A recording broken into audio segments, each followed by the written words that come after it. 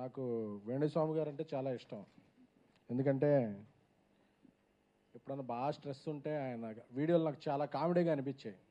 ఎందుకంటే ఆయన ఇండియా గెలుస్తుందని చెప్పిన రోజు ఓడిపోయేది, పవన్ కళ్యాణ్ గారు ఓడిపోతారని చెప్పిన రోజు గెలిచేవాళ్ళు, ప్రభాస్ గారి సినిమా ఫ్లాప్ అవుతున్నప్పుడు అది 1000 కోట్లు కలెక్ట్ చేసేది. సో ఇవన్నీ చాలా ఫన్నీగా ఉండే.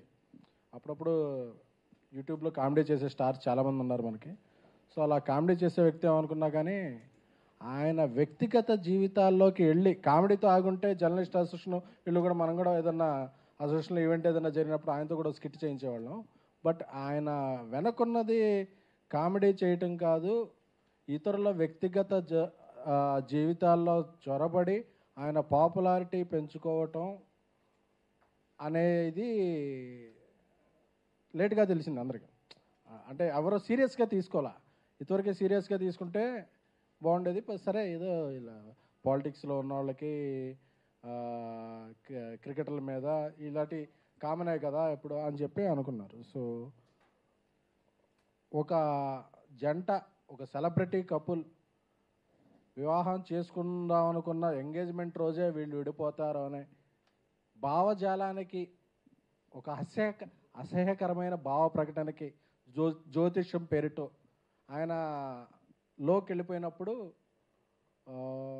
ఎందుకంటే ఈ మధ్య ప్రెస్ మీట్లో జరుగుతున్నప్పుడు నేను జర్నలిస్ట్ అసోసియేషన్ నుంచి ప్రొడక్షన్లోకి వెళ్ళాక ఎప్పుడు వచ్చినా అందరితో మీడియా మిత్రులతో షేర్ చేసుకుంటున్నా, చూడండి ఆ ప్రెస్ మీట్లో ఇలాంటి క్వశ్చన్ అడిగినప్పుడు ఇలా అవుతున్నారు ఇలా జరుగుతుందని చెప్పి.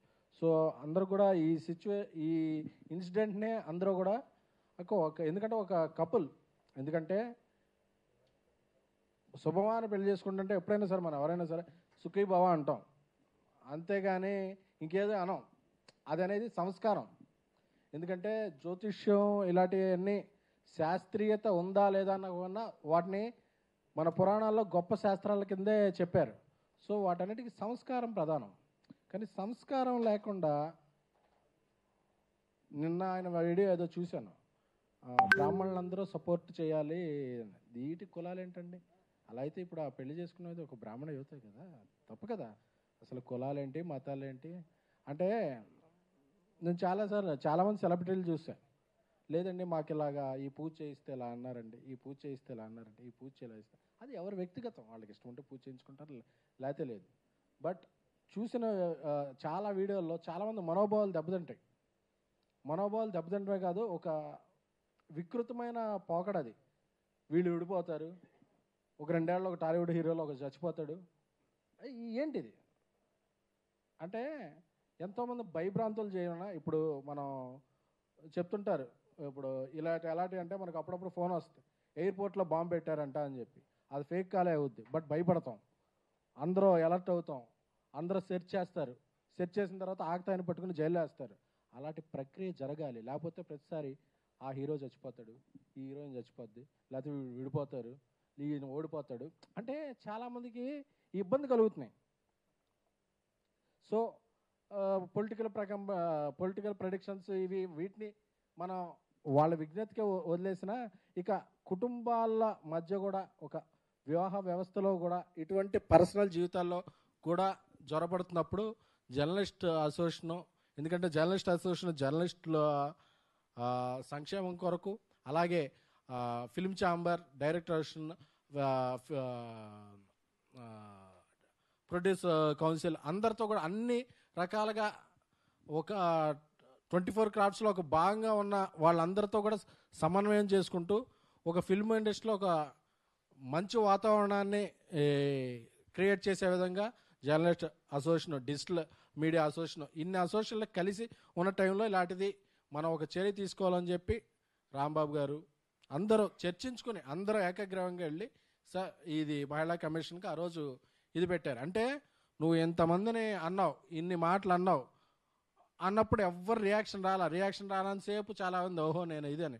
ఒకసారి ఎవరైనా రియాక్షన్ ఇది అంటే మమ్మల్ని బ్లాక్మెయిల్ చేశారు, మీడియా వాళ్ళకి మెయిల్ చేసుకుంటాకే టైం ఉండదు, బ్లాక్మెయిల్ ఎక్కడ చేస్తారండి అసలు. సో జ్యోతిష్ శాస్త్రంలో మీరు చూడాల్సింది నిధి కాదు.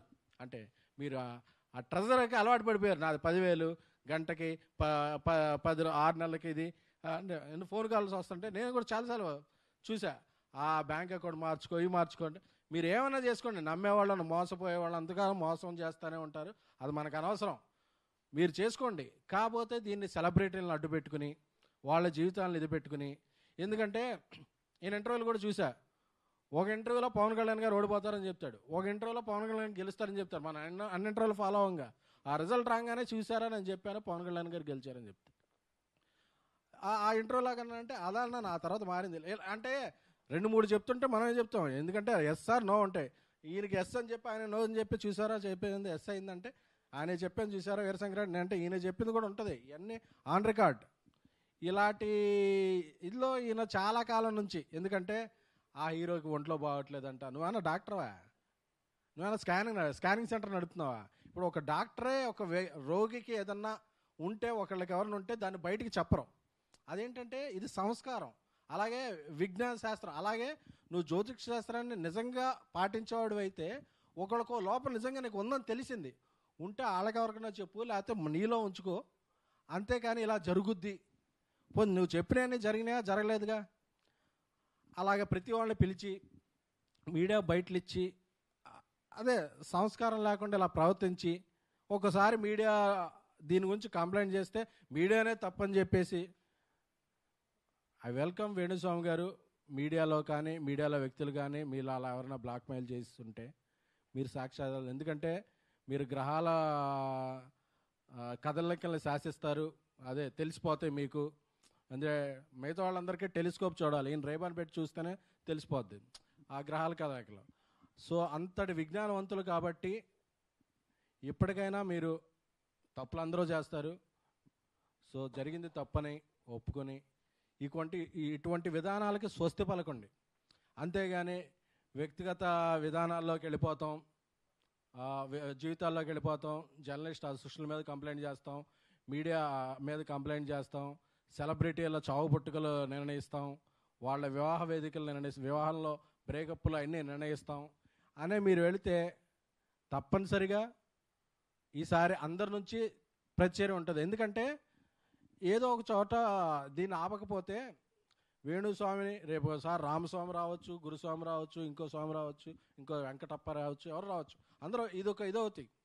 సో అలాగే కొన్ని యూట్యూబ్ ఛానళ్ళకు కూడా స్వీయ నియంత్రణ అవసరం. ఎందుకంటే ఎవరైనా చెప్తే దాన్ని పెట్టుకుని మీరు హెడ్లైన్స్ పెడతాం వల్ల ఓకే వస్తున్నారు కదా వాళ్ళు చెప్తున్నారు కదా అని చెప్పి ఇలాంటి వాళ్ళు ఎక్కువ ఇదవుతారు. అది డిఫరెంట్ టాపిక్, దాని గురించి వేరేసారి మాట్లాడుకుందాం. కానీ బట్ ఇది తప్పు, ముమ్మాటికి తప్పు జరిగినప్పుడు జర్నలిస్ట్ అసోసియేషనే కాదు ఫిల్మ్ అండ్ ఫెటర్నిటీ నుంచి కూడా రెస్పాన్స్ వస్తుంది, అందరూ ఖండిస్తారు. ఎందుకంటే మీరు చెప్పినవన్నీ తప్పైనాయి సార్.